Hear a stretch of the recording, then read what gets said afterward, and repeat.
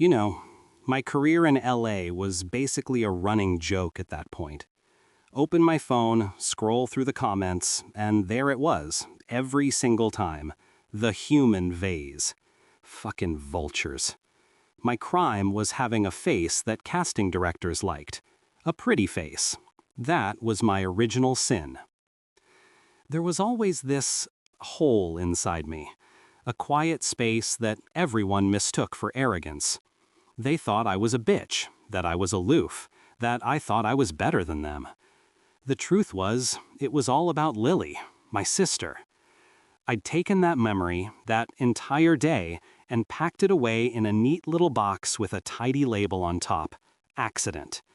It was a slip, a rotten piece of wood on the old treehouse, a scream cut short. It hurt like hell, of course, but it was clean. It made sense. That memory, that solid, terrible fact, was the foundation for everything I built on top of it. I was this close to packing it all in, maybe going back home and learning how to make sourdough bread or something, when Mark called, my agent. He sounded like he'd just won a small lottery. There was a part, an indie psychological horror flick with some hard-ass director named David Chen. The character? A sister, haunted by the death of her younger sibling. Life's a real comedian, huh? First day on set was a trip. The place was a dusty, forgotten house somewhere in the valley. The kind of place where you feel like you need a shower after just breathing the air. And this David guy, he didn't just look at you. He looked through you, like he was trying to read the fine print on your soul. He watched me walk through a scene, my face arranged in what I thought was a perfect mask of grief, and just shook his head. He walked right up to me, his eyes digging into mine. "Forget your technique, Amy," he said, his voice low but sharp enough to cut. "I don't want you to act out the pain. I need you to pull it out from wherever you've buried it." Shit. That's when things started to shift. It wasn't loud, it wasn't obvious, it was quiet. He was making me go back there. Not just telling the story of it, the one I'd rehearsed 1,000 times in my head, but actually remembering. The heat of that day, the smell of cut grass, the specific way Lily's voice sounded when she was angry. That night, I was in the shitty little apartment they'd rented for me near the set. The plumbing groaned, and the fridge hummed a funeral dirge. I'd checked all the taps before bed, locked them tight. But I woke up around 3 in the morning to a sound. Drip, drip, drip. Slow, rhythmic, coming from the bathroom. I sat up, my heart doing a little tap dance against my ribs. I held my breath, listening. It stopped, just like that. The silence that followed was somehow louder. Must have been tired. Yeah, just exhausted. My hands were shaking, though. I couldn't stop them. I had to clasp them together hard, just to make them still. A few days later, we were shooting the big breakdown scene, the one where my character finally shatters. I was trying, really trying to get there. I dredged up every sad memory I could find, every rejection, every failure. Tears were welling up. I thought I was doing a good job. David apparently didn't. He stormed onto the set, right into the middle of the shot, and got so close I could smell the stale coffee on his breath. The camera was still rolling. "Not enough," he hissed, his voice a low growl that was somehow more terrifying than a yell. "Where is it, Amy? Where's the real hurt? The guilt? Where is the goddamn guilt?" His words hit something deep inside me, a wire I didn't know existed. In that exact instant, as the word guilt hung in the air between us, the big production light rig directly above my head flickered. Once, twice. Then it went out, plunged the room into near darkness. Someone from the crew yelled, "Fuck!" Another shouted about the generator. A simple power surge, that's all it was. A perfectly logical, explainable electrical failure. but a wave of cold, the kind that starts in your bones and works its way out, washed over me. It felt like standing in a walk-in freezer. My skin prickled, and the tiny hairs on my arms stood straight up. Everyone was scrambling, annoyed about the delay. But I was just standing there, in the dark, my eyes fixed on the dead light. And I couldn't shake the feeling that something had flickered on at the exact same moment that light had flickered off. My acting started to change after that. Not because I was getting better, but because something was coming up for air. We were shooting a scene where my character finds one of her dead sister's old toys, a worn-out little rabbit with a missing button eye. David had me do it over and over. Again, he'd say, his voice flat from behind the monitor. Find it for the first time. Again. On the 7th take, my fingers brushed against the matted fur of the prop, and something just broke. It wasn't a calculated sob or a well-rehearsed cry. A sound ripped out of my throat, raw and ugly. A howl that came from a place so deep I didn't know it was there. I was on my knees, clutching this stupid toy rabbit, and I couldn't stop. The sound just kept coming, echoing off the thin walls of the set. The entire crew went dead silent. You could hear the hum of the camera, the creak of the floorboards, nothing else. Through my blurry vision, I saw David. He didn't rush in. He didn't yell, "Cut." He just stood there, watching. Then he nodded slowly, a tiny, almost imperceptible curl at the corner of his mouth. It wasn't a smile of encouragement. It was a smile of confirmation, like a scientist who'd just proven a very dark hypothesis. For the first time in my pathetic career, I felt a spark, but it wasn't warm. It was like the cold glint of a scalpel under a surgical light, fucking terrifying. The small things started to get bigger. They weren't just glitches anymore. I came into my trailer one morning, the air still damp and cool from the night, and I saw it on the inside of the window, a handprint, tiny, the size of a child's hand, and it was smeared with something that looked exactly like dark, wet mud. My heart did a sick lurch against my ribs. It felt like it was trying to climb out of my chest. I stared at it, my breath caught somewhere in my throat. We were in the middle of the valley. It hadn't rained in weeks. The ground outside was cracked dust. I grabbed a wad of paper towels, my hands shaking so badly I almost dropped them. I scrubbed at the glass, smearing the brown muck until it was gone. I had to get it off before anyone else saw, before they started asking questions I didn't have answers for. Mark started calling nonstop. His voice was practically buzzing through the phone. "Amy, you're creating a phenomenon. I'm getting calls from everyone. They're talking nominations. Can you believe it? Nominations." I was sitting on the edge of my bed, staring at the darkest corner of the room. "Yeah, Mark, that's great. Great! It's incredible. You're finally showing them what you can do." How could I tell him? How could I explain that the reason I was so good was because I hadn't slept properly in a week? That last night I woke up because of a noise, a low, humming buzz. It wasn't the fridge. It wasn't the air conditioning. It was coming from that corner, the one where the shadows were so thick they seemed solid. I didn't dare turn on the light. I just lay there, frozen, listening to it. A sound like a fly trapped in a jar, quiet and insistent, until the sun came up. It all came to a head when we shot the big panic attack scene. David, the bastard, decided we needed to do it in a small closet on set. A real closet, not one built for filming. It was barely big enough for me and the cameraman. "I want it tight," David said from the doorway. "I want the walls to breathe with you."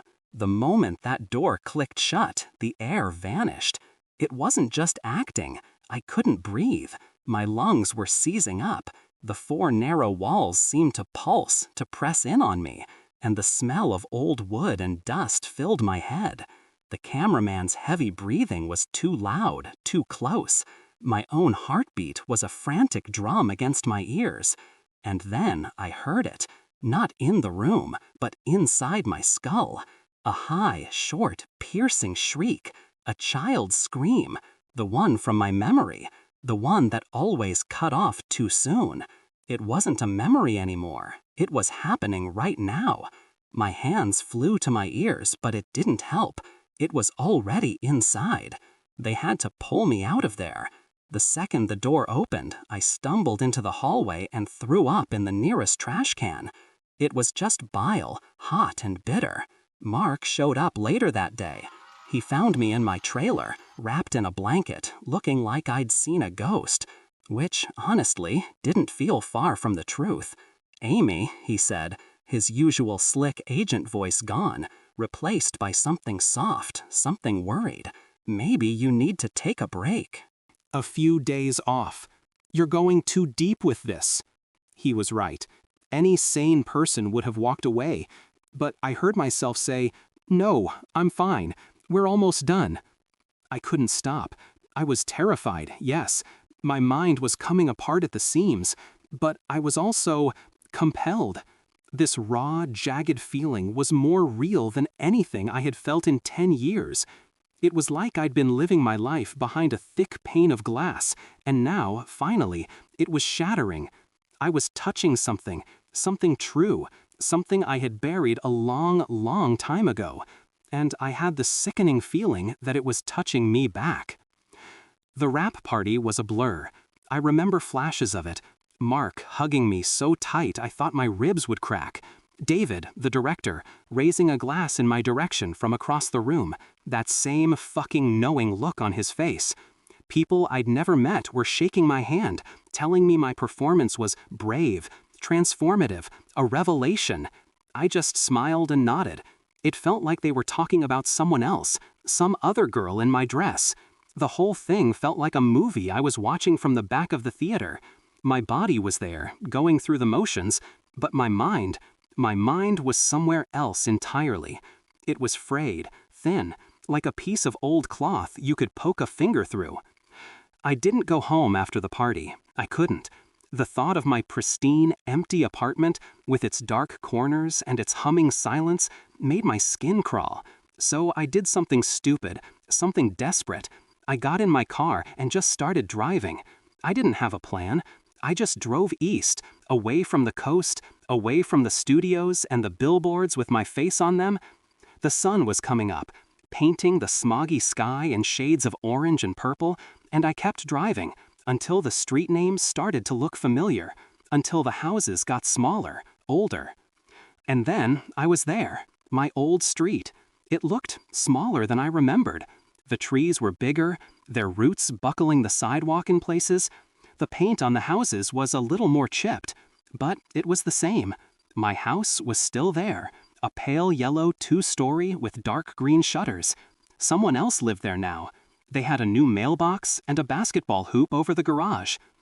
I parked across the street, just staring. What the hell was I doing here? Looking for ghosts? I already had enough of those. I was about to put the car in drive and just leave when I saw her, next door, Mrs. Gable. She had to be in her 80s now, but there she was, on her knees in her front garden, wearing the same kind of wide-brimmed straw hat, tending to her roses. The same goddamn roses she'd been tending to since I was 5. Something made me get out of the car. My feet felt like lead. I walked across the street, my heart doing a slow, heavy thump against my ribs. "Mrs. Gable?" She looked up, squinting against the morning sun. Her face was a road map of wrinkles, but her eyes were the same, clear and kind. A slow smile spread across her face. "Oh my goodness, Amelia? Amelia Vance? Is that really you?" I managed a weak smile. "It's me." "Look at you," she said, getting to her feet with a little groan. She dusted the dirt from her hands onto her apron. "All grown up, a big movie star. I see you on the television sometimes. Your mother would have been so proud." We talked for a few minutes, the usual stuff. How was I doing? How were her grandkids? It was easy, normal. For a second, just a second, I felt the knots in my chest loosen. Then my eyes drifted past her, to the backyard of my old house, to the tree. The old oak tree was still there, bigger and more gnarled than ever. One of its thick branches hung low over the fence. "I'll never forget that day," I said, the words coming out before I could stop them. My voice was shaky, a pathetic little tremor I couldn't control. It was so awful, watching Lily fall from that treehouse. The words hung in the warm morning air between us. Mrs. Gable stopped fussing with her gardening gloves. She looked at me, her head tilted. That kind smile of hers faltered, replaced by a look of gentle confusion. "Oh, honey," she said, her voice soft as cotton, "what are you talking about?" My blood went cold, just stopped moving in my veins. "The treehouse," I repeated, my voice barely a whisper, "when Lily fell." Mrs. Gable took a step closer, her brow furrowed with concern. "Amelia, sweetie." Your daddy took that old treehouse down years before the accident. It was all rotten. He was afraid one of you would get hurt on it. Don't you remember? I stared at her. My mind was a complete blank, a static hiss. The treehouse, the splintered wood, Lily's red dress, the scream. It was the foundation of my entire life, the single horrible moment that defined everything. It wasn't real? My mouth was dry. I couldn't form words. I just shook my head, a tiny jerky motion. Mrs. Gable's face was filled with pity. She reached out and patted my arm, her touch papery and light. "Oh, you poor thing. The mind plays such tricks when something terrible happens." She looked over at the old oak tree. Then her gaze shifted further back, toward the far corner of the yard, near the rickety back fence. Her voice was still so gentle, so matter-of-fact, but every word was a hammer blow, shattering the world I thought I knew. "Lily didn't fall from the treehouse, dear," she said. "She fell down the old dry well at the back of the garden." The well. The well. A black hole opened up in my head, a pit. The memory of the treehouse, the one I had clung to for 15 years, the one that made sense of the horror, just evaporated. It vanished, and in its place, nothing, just a terrifying, gaping darkness. And then flashes, images that suddenly weren't random glitches anymore. A child's handprint, small and smeared with dark, wet mud on a clean window.